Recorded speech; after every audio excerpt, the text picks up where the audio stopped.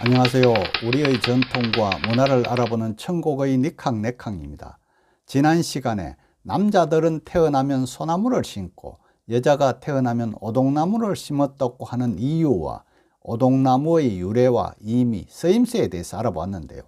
그때 오동나무가 많고 섬의 모양이 오동나무를 닮았다고 하여 오동도라 했다는데, 그 섬에 오동나무를 베어버려 지금은 없어진 이유에 대해서 알아본다고 했죠.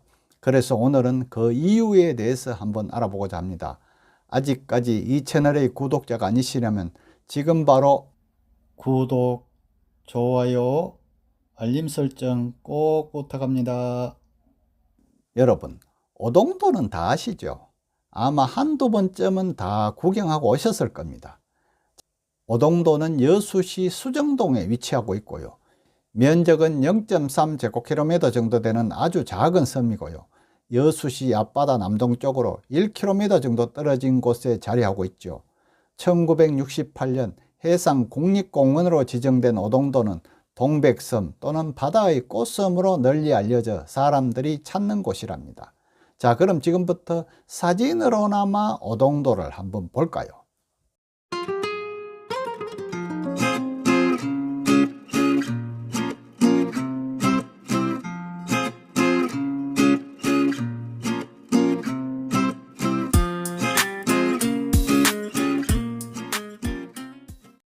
잘 보셨나요? 오동도를 멀리서 바라보면 그 생김새가 마치 오동나무 잎처럼 보이고, 또한 그 옛날에는 오동나무가 빽빽하게 들어서 있다는 데서 연유하여 오동도라고 이름이 붙여졌다고 합니다. 자, 그러나 지금의 오동도는 어떻습니까? 오동도는 전국적으로 국내에서 손꼽히는 동백꽃의 군락지로 알려져 있죠. 그래서 지금도 관광객들은 동백꽃을 보러 가는 것이지 오동나무를 찾는 사람은 거의 없을 겁니다. 그럼 지금도 여수하면 가장 먼저 떠올리는 게 바로 오동도잖아요. 그래서 오동도는 여수의 상징적인 존재이고 여수의 얼굴과 같은 곳이랍니다. 그런데 이상하게도 지금은 섬 어디에서도 오동나무를 찾아볼 수가 없대요. 왜 그럴까요? 오동나무 때문에 붙여진 이름인데 왜 오동나무가 없을까요? 붕어빵에 붕어 없는 거나 똑같죠. 지금부터 그 미스테리를 한번 파헤쳐 볼까 합니다. 전하는 이야기에 따르면 고려 말기에는 이곳에 오동나무를 따먹기 위해 봉황이 많이 날아온다는 소문이 자자했다고 합니다. 이 말을 전해들은 고려 말기 요성으로 불렸던 신돈이 오동도에 봉황이 날아드는 것을 막기 위해서 오동나무를 모두 베어버렸기 때문에 오동도에 오동나무가 없어졌다고 전하는데요. 봉황이 나타난다는 것은 이 지역 출신이 후대 왕이 된다는 징조였기 때문에 현재 왕으로서는 도저히 용서할 수 없는 사실이었죠. 고려 말에 노비의 아들로 태어났지만 왕의 스승이 되었던 신돈이라는 사람은 특히 공민왕의 신임이 두터워서 항상 공민왕 가까이서 왕을 보필하였답니다. 그러던 어느 날 하루는 평소 풍수설에 능통했던 신돈이 전라남도 땅을 돌아보다가 우연히 여수의 오동도를 지나게 되었는데요.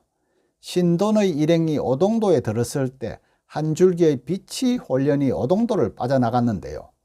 순간적인 일이라 그 누구도 알 수 없을 정도였는데 신돈은 갑자기 아 하는 낮은 탄식을 내뱉었대요. 그리고는 서둘러 배를 돌려 왕이 계신 개경으로 돌아갔답니다. 며칠을 쉬지 않고 달려온 신돈은 개경에 도착하자마자 바로 공민왕을 찾아가 아뢰었는데요. 폐하, 전라도에는 오동도라는 섬이 있습니다. 그곳의 오동나무를 모두 베어버려야 합니다. 이렇게 했답니다. 영문을 알 수 없던 공민왕이 무슨 연유인지 궁금해하자 신돈은 고려의 국운이 기운다는 소문이 돌아 풍수를 살피고자 전라남도 땅에 다녀왔습니다.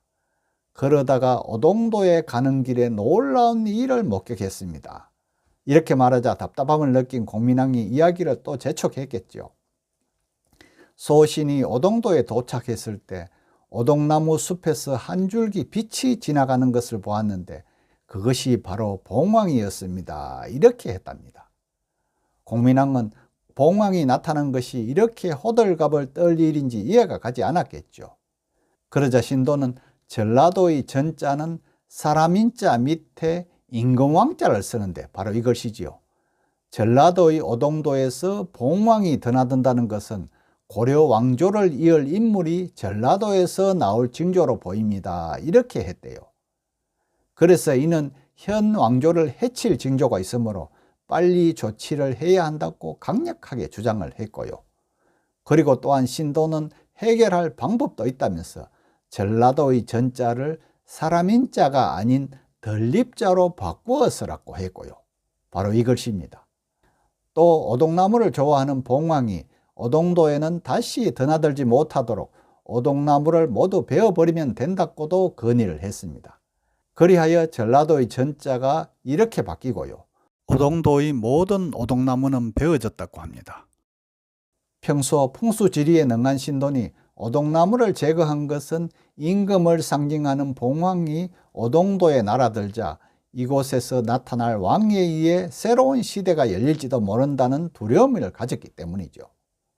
다시 말해서 신도는 국운이 기울어져 가는 고려 말의 현실적 상황이 풍수에서 비롯되었다고 인식하고 이를 바꾸기 위해 오동나무를 벌목하고 지명의 한자를 바꾼 것입니다. 그러나 신도는 이러한 노력에도 불구하고 고려는 전라도 출신의 전주의 시인 이성계에 의해서 망하고 말았죠. 어쩌면 앞에 말이 맞는 것 같기도 하죠. 그러고 보면 이름이란 것은 별것 아닌 듯 하면서도 그 어떤 것보다도 중요한 것 같죠. 신종 식물 명명을 위해 고민하는 식물학자를 보면서도 매번 생각을 하게 되는데요.